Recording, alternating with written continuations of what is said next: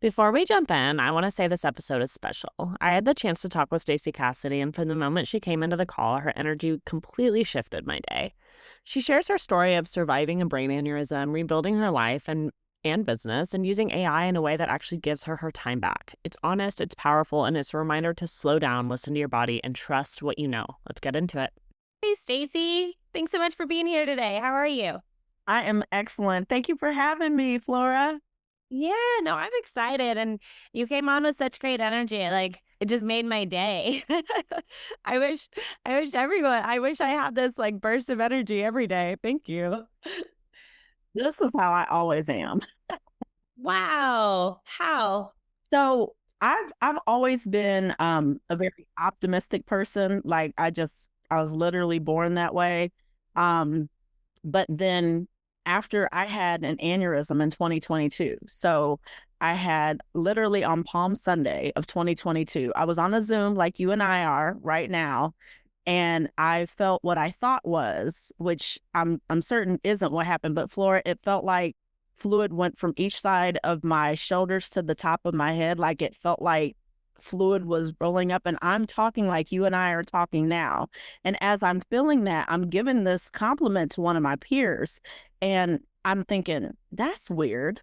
And I said, well, I'll just finish the compliment. And I did. And as soon as I finished, Flora, my body stiffened like a board. Like I literally it just tightened, and I fell to the floor, and I was on a high chair, and our floors were concrete, and I hit my head and I started getting sick.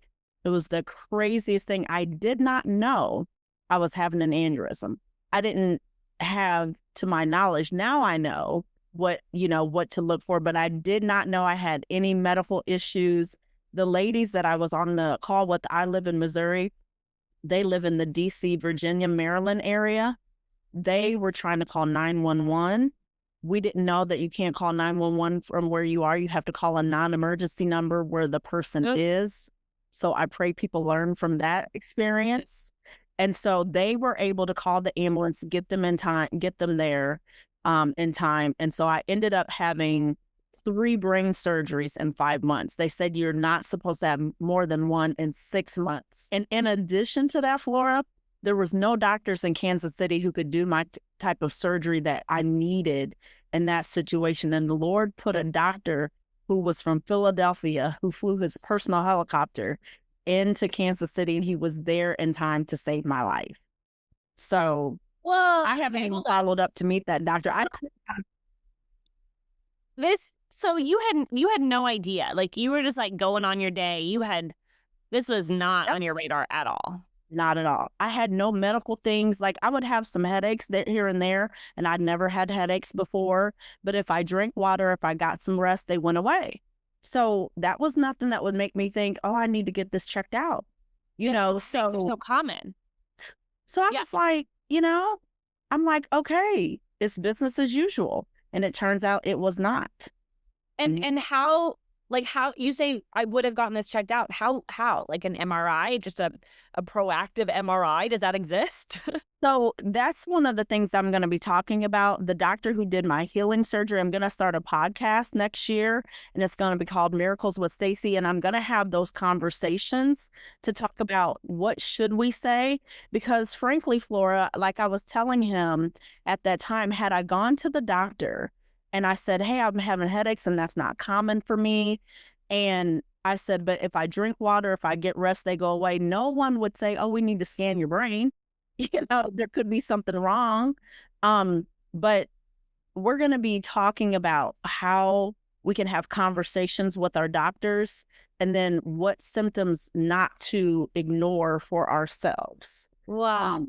Now, my personal opinion is to just know you. I knew headaches were not common for me. However, I also knew I was under a lot of stress, so I just talked it up to stress. So I say now, I know, don't take things for granted. Like, trust that you know your body, and then advocate for yourself.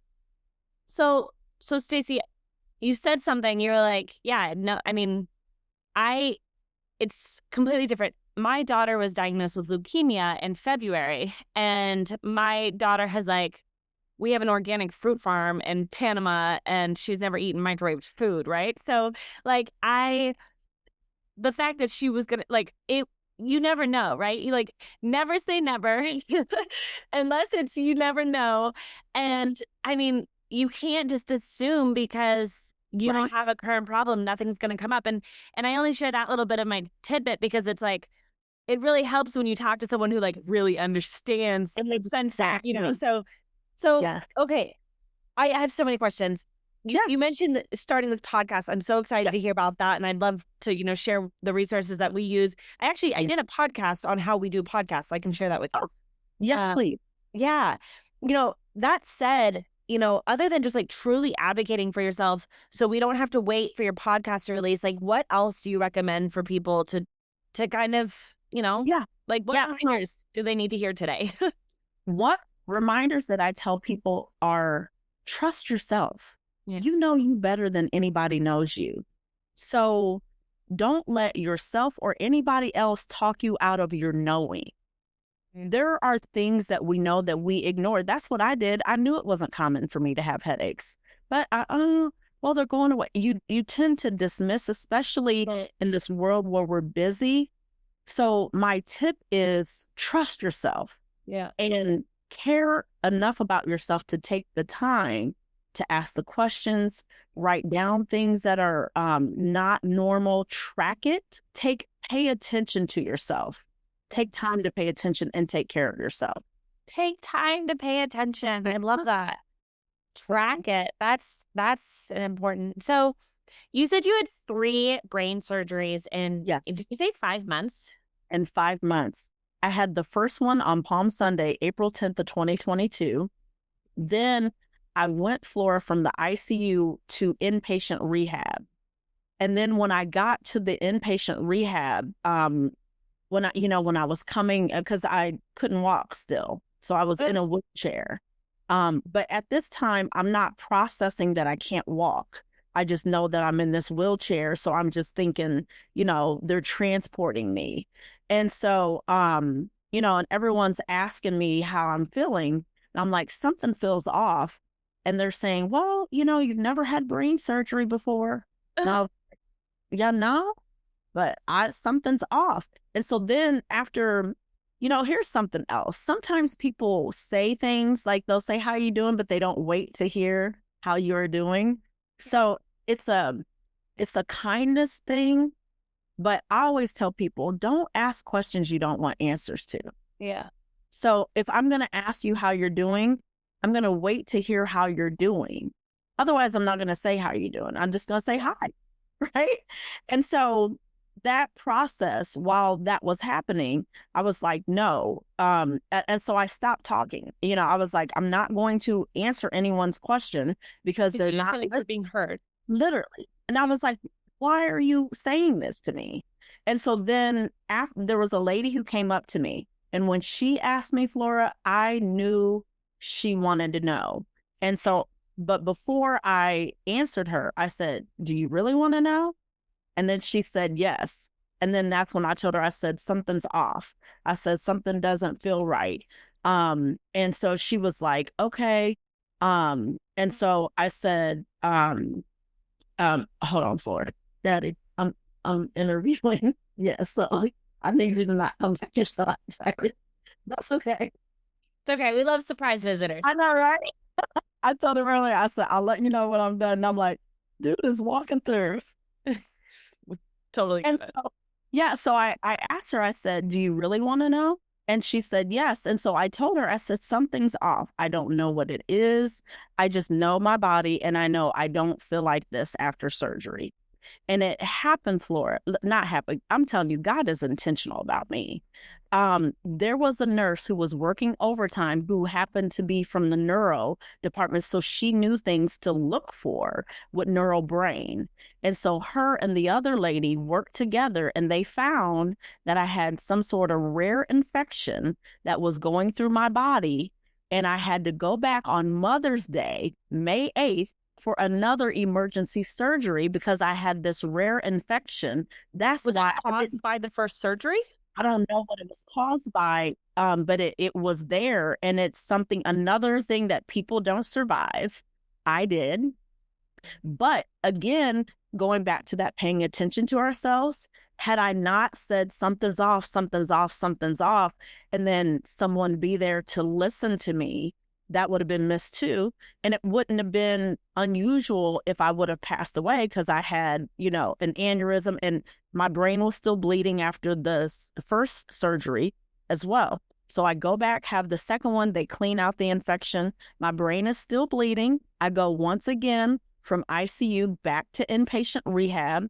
I do all of my inpatient rehab while my brain is still bleeding. I graduate the inpatient rehab and I had to do outpatient rehab.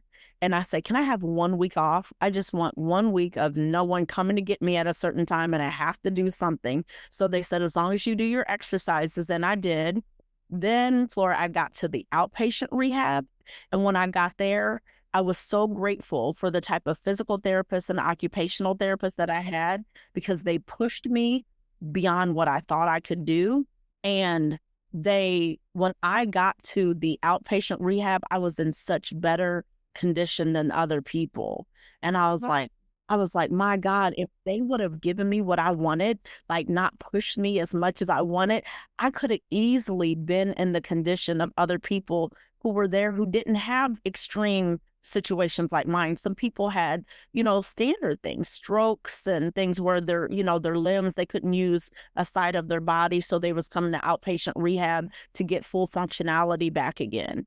But even to the extent of mine, I was walking around. I was on a walker when I got out of the inpatient rehab. I was off of the walker the first week in outpatient rehab. They were amazing. I feel like we need to give this extra attention because brain surgery is a very big deal. That's not just empty words. That is a very big deal. Brain infections, I don't know about them. I don't want to. Sounds like a pretty big deal. Yes. And so, I would love to know, what's been your biggest takeaway from this whole experience? So one of my biggest takeaways is to trust myself. Yeah. Pay attention to your body and advocate for me. Even if no one understands what I know, and, I told you, I know God is with me in everything. So if I go to someone and advocating, whether you're advocating in business for your health, in anything for your life, advocate. If you get to somebody who's not listening to you, that's just not your person. Don't get mad. Go to the next one because your person is waiting for you. But you have to go through the obstacles to get to the yes. You have to get to that person who will listen. You have to get to that person who will partner with you to get to what God has for you. You just have to go through. It is hard. It is hard. What happened to the people on the other side of that Zoom? Are we still in touch with them? Yep. We're on a communication. I call them ladies are God's angels. Yeah. They are my family for life. Wow.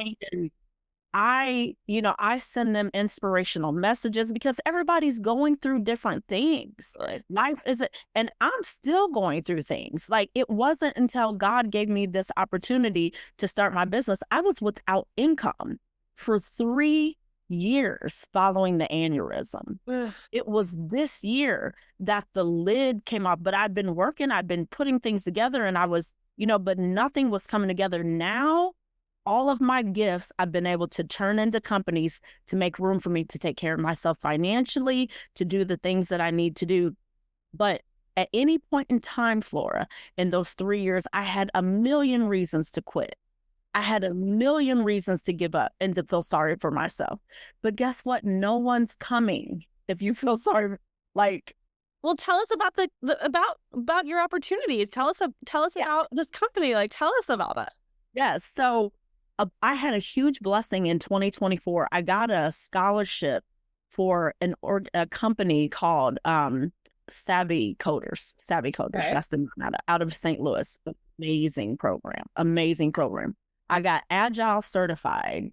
It was powerful to go through this training because it was demanding. And when I tell you my brain had to work on overtime had to work on overtime. And to be able to do that class and have that brain demand and that time demand, and then to know that I can do it after 3 brain surgeries was both, it was exhilarating and challenging all at the same time. So once I did that, once I completed that certification, I started Stacee Serves from a technology standpoint. So in Stacee Serves, what I do is I build apps, I build websites, and I previously have always helped companies to do startups or even optimize their business. So I put it all together as one company. So whether they're a new company getting started or they need an evaluation of their current company on how to be more effective to increase our return on investment. So that's what I do under Stacee Serves. And then the second, Oh, just I want to hear the second. I don't want to cut you off. I'm just curious. I mean, you obviously had a background in this prior to the scholarship. Yes. So I definitely want to hear about that as well. So we'll come back to that. Yes. So prior to the scholarship and prior to the aneurysm, I was helping companies, but I was at that time, I would help them find lending. I would help them find systems to be able to do improvements, or even especially small businesses. Oftentimes they had employees, but they couldn't increase their benefit package. So I would teach them how to get other services that would be more coverage for their employees at less expense to the business owner and more value to the employee. So I was. And is that also your business, or did you work for my business? business before? Okay. Mm-hmm. Okay. So I had done that, but then post aneurysm, what I understood is lending by itself and optimization by itself is not enough to really gain the type of clientele that I needed to have and serve. That's where understanding coding, learning AI, utilizing those tools allowed me to take the same skill set and kind of upgrade myself to be of value to people now, to give them a greater return on investment at a reduced expense, because we're able to do more with less. Yeah, cool. So then how does AI play into all this? Absolutely. AI, I'm like, you have to have AI. Yeah. We've actually had AI around longer than what we know it today, right? It's just now we have access to use it in a way to serve ourselves and serve others better. One way that I use it personally is in brevity. When I'm communicating, I'm a wordy girl. I love talking, I love connecting, but everything can't have me talking for a long time. So I'll take something that I plan to say, put it in AI, and let AI make it what it should actually be and not all of my fluff. Yeah. So that's a great way. And it makes me a more effective communicator and more impactful. And then in addition to it, I use AI for system optimization with my employees. I can look at the systems that they're running. I can use AI tools to help me analyze and evaluate, and then I can render to the employees suggestions, or to the employers suggestions on how they can run their company more effectively with the systems that I knew about before, and then they can plug into my systems after we use AI to kind of clean up the clutter. So when you say use AI, are you referring to like LLMs? Like what is your use case? My main thing, I love ChatGPT. Yeah. That is a foundational. Yeah. But I love Beautiful.ai for making presentations in a shorter period of time look and be exactly, because I have the information. I just need it to look pretty on virtual paper, right? Yeah. And so Beautiful.ai does that for me. I learned about that through Club Jam, right? So I'm like, Club Jam has even changed things significantly. And then in addition to that, what's the other one? Manta, I think it is. Manus. Okay, cool. Manus. So you're doing lots of presentations in your work. Yes, lots of presentations. So, and that's the thing, Flora. I have the information. I just need to get the information to people. So when you can use these AI tools that can kind of beautify what you know and give it to people in a way that they can digest it visually, audibly, even you can put your videos in there, you know, in a way that people can receive it in written. It gives because that's how we learn: visual, audible, and written. And so when you can use AI tools to just put in a bundle all of your knowledge, then people can receive it, and they're receiving it in the way of their learning style. You're not having to try to figure out, how should I present to people? You let AI put it together, and it's going to meet that person at their learning style. That's what I love about it. Mm-hmm. And one of my takeaways here is you're like, it's helped me become an effective communicator, and that carries over to professional work, personal work, you know. And I love that we started this call with just like jumping into your personal story, not so much your business. And I'll use this time to kind of reiterate like why I do these podcasts, right? So I have the opportunity to work alongside Jam. And for those who know and love Jam, well, first of all, if you know her, you love her, right? So for those who know and love Jam, like she is just this wealth of knowledge. And she is this like filter of information. She somehow is able to absorb all of these technologies and then filter them out in a beautiful way that makes them tangible for so many. I added an extra S because that's how many. And that's awesome. That is not my skill set. I'm still over here like on prompting 101, if I'm going to be honest. And like I helped, you know, put that information into the coursework, and I'm still over here like, okay, act as, you know what I mean? And the way that Jam and I like work so well together is because she is, I mean, just this wealth of knowledge, right? Yeah. And yes. I kind of take this approach of like, you know, going back to something that she used to say in the beginning of starting the company is AI makes us more human.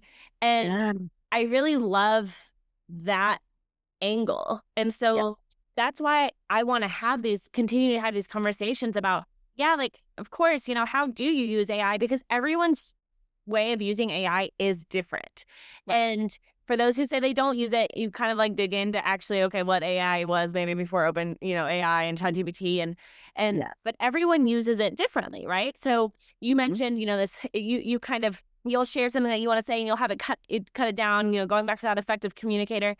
And I love sharing that, but I also love sharing like how AI has allowed people to be more human, whether that's you put this information through Beautiful.ai and it puts together this presentation. And because it put together this presentation, now you have an extra 2 hours in your day to work towards putting this podcast together. Like, and I share all that, and I understand that's long-winded, but like, what resonates to you when I say all that to you? That was so powerful, Flora, because that's exactly it. Before AI, I would have what I would call a lot of wasted time. I'm trying to figure out how to make this presentation excellent. I'm trying to figure out how to fit this in and fit that in. I don't have to now because I have AI tools that I can take my knowledge, put it in the tool, let the tool do the work. It spits it out. Now I'm serving someone with the presentation or with the information put together in a way that they can digest it, because that's the only reason why I'm doing it. Then I'm off doing something else. So like you said, now I have 2 hours back to put the time where it matters, not where I was trying to take care of someone. And so I loved how you said that, Flora, because it does make us more human. Yeah. Jam said that spot on, because one, we can take the time to be intentional in relationships, you know, talking about earlier, be intentional to pay attention to our health. Yeah. To be intentional to just, where do I want my time to go? That's what AI has given me. It's given me my time back. And for me, that's huge because I lost time. You know, I lost time. And that was part of after the first 2 brain surgeries, Flora, I was like, oh, thank God I'm alive, you know, and again, my brain is bleeding. I'm going through inpatient and outpatient rehab with my brain bleeding. I didn't really like let that sit in until the beginning of this year. I was like, you're in survival mode. You're just trying to put your head above water. Literally. might look good for others because you're working real hard on the inside to give that smile because you said you were born an optimist and like, but it's taking a lot of energy to put that smile on, even if it's real. No, I get you. I get you. Everything. And as like you said, Flora, you're working to put that on because that's authentically who I am. Yes. Yes. While I'm working on that, life is dumping. And then people are doing silly, foolish things. And they think, oh, you could take it because you're the happy person. And you're going, help, God. I am drowning to be happy because being happy is so damn important to me. Literally. And then, like I told you, I'm God's chief cheerleader. But I'm real big about, I'm going to be authentically who I am. I'm not going to be who people want me to be because people don't know anything. So if I'm adapting myself to be who someone wants me to be, the minute I'm that, you don't want that, you want something different. I'm the same way. We don't know what we want. So we have to be authentically ourselves. And then more importantly, going back to the power of AI, giving you your time back. Now I can spend the time authentically. What matters to me? Yes. Where do I want my time? Who do I want to be? I can take that time because now I can have AI get rid of the busy, distracting work. Yes. Right? Like that's everything to me. And then, people are like, oh, is it good or is it bad? It's what you make it. So if it's bad, then it's going to be bad. If you're good, it's going to be good. Yeah. It's not AI, it's people. Yes. Are every No, I love that full circle moment because last week's podcast guest was a data scientist and ecologist. So she's working with AI and a moth population after working with snow leopards in the Himalayas, right? And she said, because I told her, I said, I'm an environmentalist as well, like, and all you hear is about AI damaging the environment. And she was like, AI is a tool. You can either have the good guys use it or the bad guys use it, and like the bad guys are probably going to use it. So like maybe the good guys should probably use it. And you basically said the same thing. True. Like you said, all of the good guys have to use it because otherwise the bad guys are going to use it and all the bad stuff is going to go out there. Yeah. We have to put it out there so we can drown out the bad. Only light can shine out darkness. You're not going to be able to, run. You can't. Prime example with my health situation. If I would have ran from the risk, they said no more than one brain surgery in 6 months because your brain needs time to heal. If I would have said, oh, well, I don't want to have another brain surgery because technically you're not supposed to, I wouldn't be here. Yeah. I would not be here. And to that point, because of what people, doctors, it was doctors, but they didn't specialize in the corrective surgery that I was going to need. So I had to wait for that doctor. At the time that I had the first brain surgery and the second brain surgery, the doctor who did my third and corrective surgery wasn't even on staff at that hospital yet. He didn't come until July. And then I had my surgery in August. So, Flora, I went into that appointment assuming I'd probably do radiation or something else, not another brain surgery, because they said you're not supposed to have more than 1 in 6 months. And I had already had 2 and hadn't even gotten to 5 months yet. So then in August, I meet with the doctor and he says I have to have a third brain surgery. I cried because I'm like, I got to start all over again. I was like, do I have to do rehab again? What? He was like, we'll have to see. And then the rehab team just said, keep doing what we taught you. Just keep doing it. And maybe your brain will just remember and bounce back. So that's what I did. Well, and that's kind of a testimony too, because it's not like you had to redo it. You actually had all this experience to train you to do it again. And honestly, Stacee, that reminds me of your business. Like, it's not like you had to redo your business. You already had all that experience to redo it again.